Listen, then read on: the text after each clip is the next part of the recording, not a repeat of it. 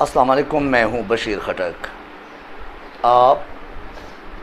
میں آج کی جو ولاگ ہے اس کا سٹارٹ کروں گا عدالت کے پیشی سے۔ آج عدالت میں ایف آئی اے کے کیس کے حوالے سے شہباز شریف جو کہ ہمارے کرپٹ اور امپورٹڈ حکومت کے سردار ہے اور حکومت کے وزیر اعظم ہے، اور دوسرا حمزہ شہباز جو ان کا بیٹا ہے، تو باپ اور بیٹے دونوں کی وزارتیں، دونوں کی کیسز ایک وزیر اعظم کی عدالت میں پیشی، اور وہ سیٹنگ وزیر اعظم ہو۔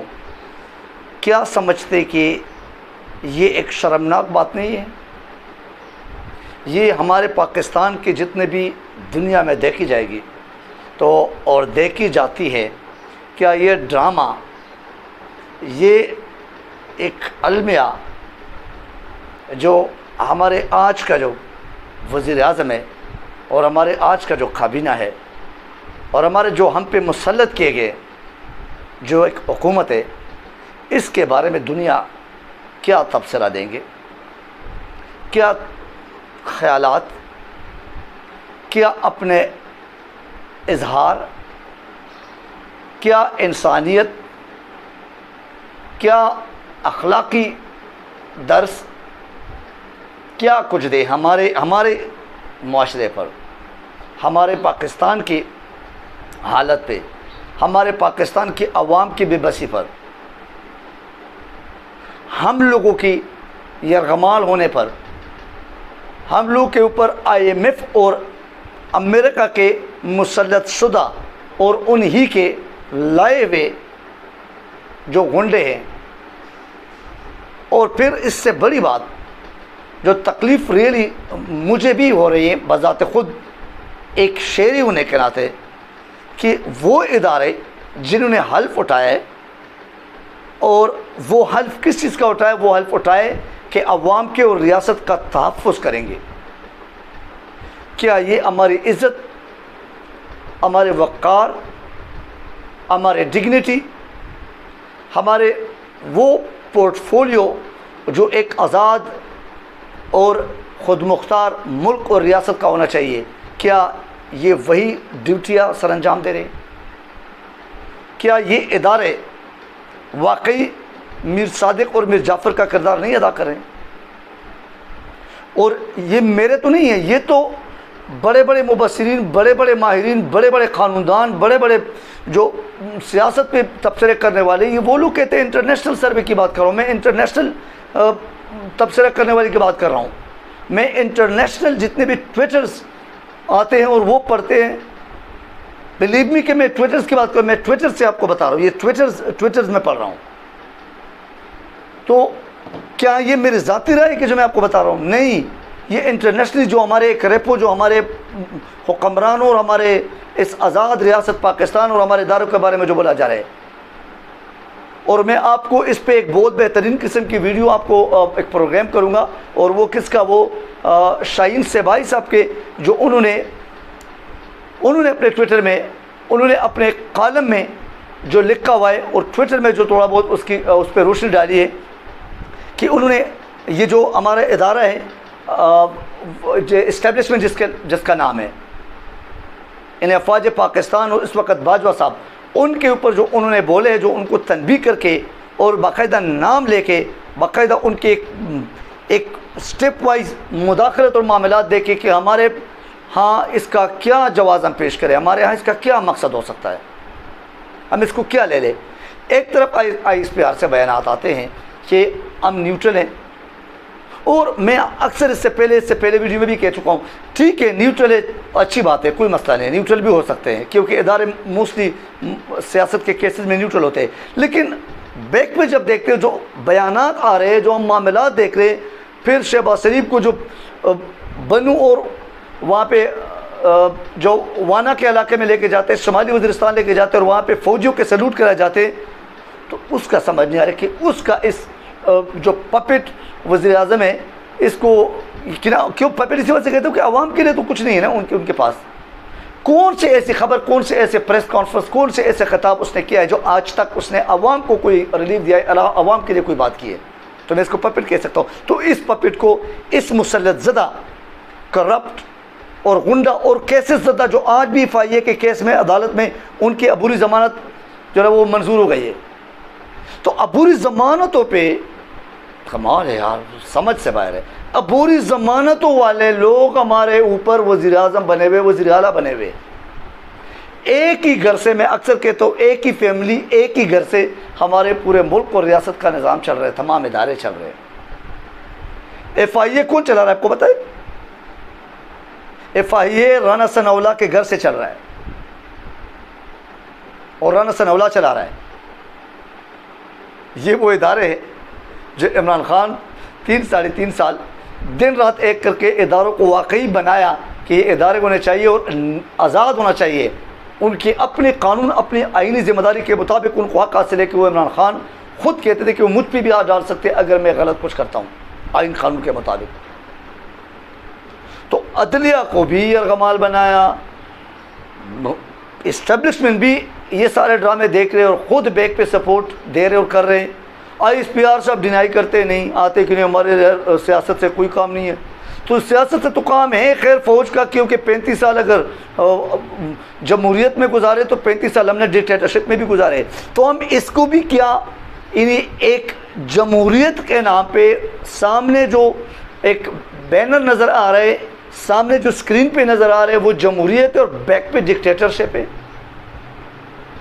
کیا یہ سارے معاملات، سارے ڈور جو چلا رہے اور جو سارے جو ڈور جو نے لا رہے ہیں وہ کیا وہ بیک کے اسٹیبلشمنٹ کے والے بیٹھے ہوئے وہ کر رہے ہیں یا وہ چلا رہے ہیں؟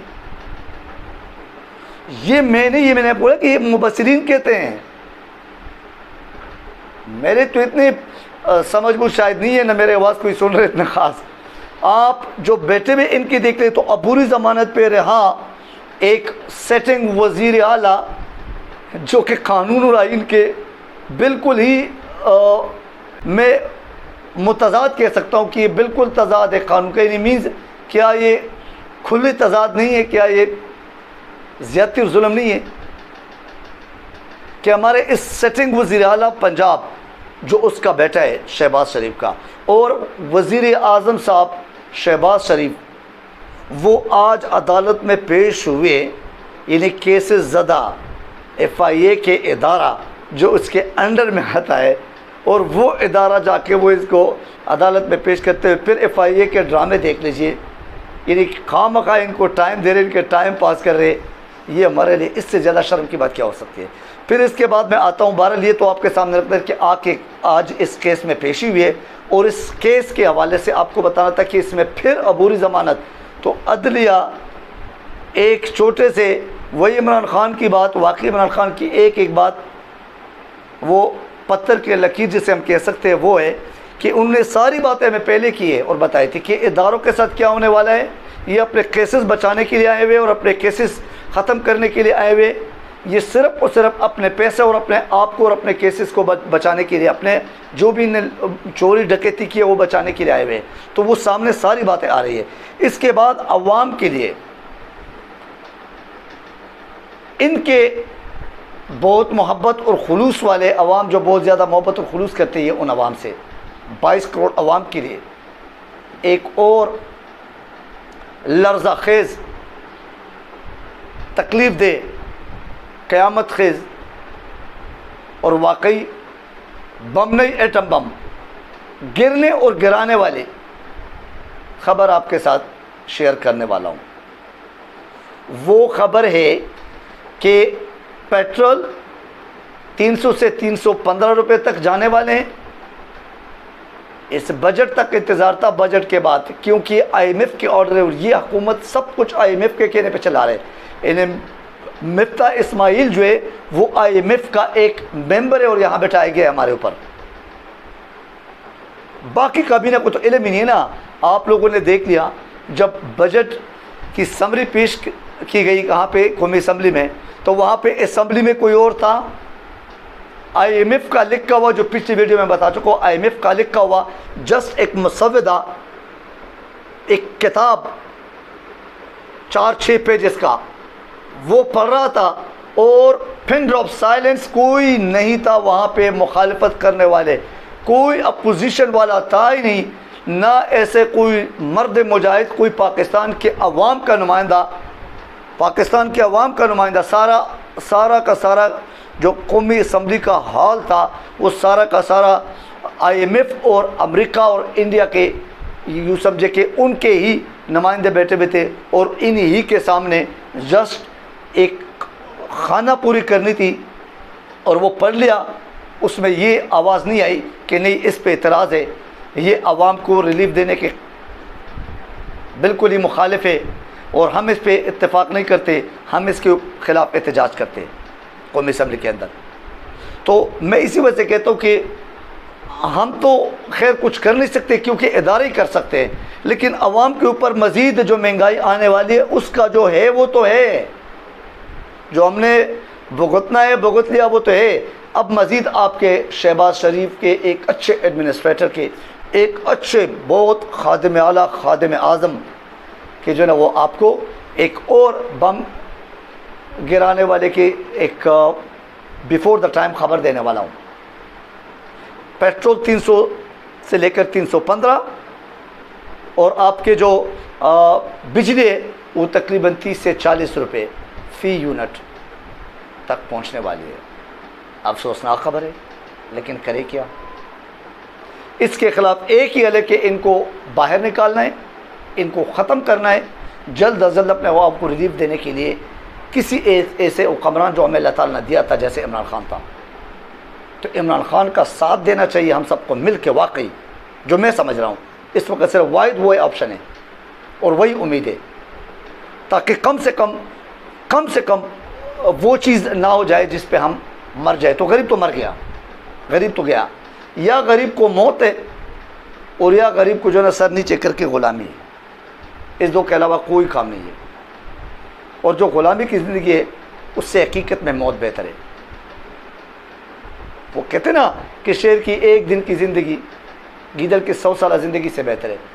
تو میرا خیال تو یہی ہے کہ ہمیں اس کے خلاف واقعی کچھ اسٹرانگ سٹیپ، سالڈ سٹیپ لینا چاہیے۔ بہرحال یہ ہو گیا، یہ لوگ دعویٰ کرتے جھوٹے، سارے جھوٹے، عوام کو بے وقوف بنانے والے، یہ دعویٰ کرتے کہ مہنگائی جو ہے نا 15% بڑھ گئی ہے، جبکہ انٹرنیشنل جتنے بھی ماہرین جو معیشت والے ہیں، جو سروے والے ہیں، ان ماہرین کی بات کرو، وہ کہتے جس طرح امریکہ کے ہیں، فار ایگزامپل یہ انگلینڈ والے ہیں، بہت سارے نیوٹرل ایسے مبصرین اور ماہرین بیٹھے ہوئے جو تبصرہ کرتے ہیں، وہ کہتے ہیں کہ پاکستان کی جو معیشت کی گرتی ہوئی حالت کو دیکھتے ہیں تو اس کے مطابق جو مہنگائی ہے اور جو افراط زر ہے وہ تقریباً 40% تک بڑھ گئی ہے۔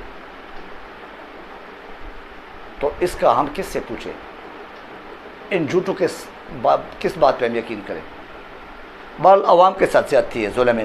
اور اس کے علاوہ شاہین صہبائی صاحب نے جو کچھ اپنے ٹویٹر پہ جو کچھ اپنے ایک کالم میں لکھا ہوا ہے وہ میں پہلے خود تحقیق کر لیتا ہوں، پہلے خود پڑھ کے سمجھ کے پھر اس کے بعد آپ کے ساتھ شیئر کروں گا کہ انہوں نے فوج کی مداخلت، انہوں نے اسٹیبلشمنٹ کے بہت سارے معاملات ڈائریکٹ نام لے لے کے انہیں ڈے بائی ڈے جو انہوں نے ایک بیان جاری کیا، جو انہوں نے اپنے ایک کہہ سکتے کہ ایک مسودہ کی صورت میں ایک چیز، ایک کالم لکھی ہوئی ہے، وہ آپ کے ساتھ شیئر کروں گا انشاءاللہ نیکسٹ ویڈیو میں۔ اس ویڈیو سے اتنا ہی کافی تھا۔ اللہ تعالیٰ ہم سب کو حفظ و امان میں رکھے، اللہ تعالیٰ ان کرپٹ ان چوروں سے ہمیں اپنے حفاظت میں رکھے، اللہ تعالیٰ ہمیں ان سے آزادی دلائیں اور واقعی پاکستان کو ایک آزاد اور خود مختار ملک اور عوام کو واقعی ان کی یرغمالی سے بچائیں۔ اللہ تعالیٰ ہم سب کو حق اور سچ بولنے کے اور سننے کی ہمت اور ہدایت دے۔ Thank you very much. اللہ حافظ و ناصر۔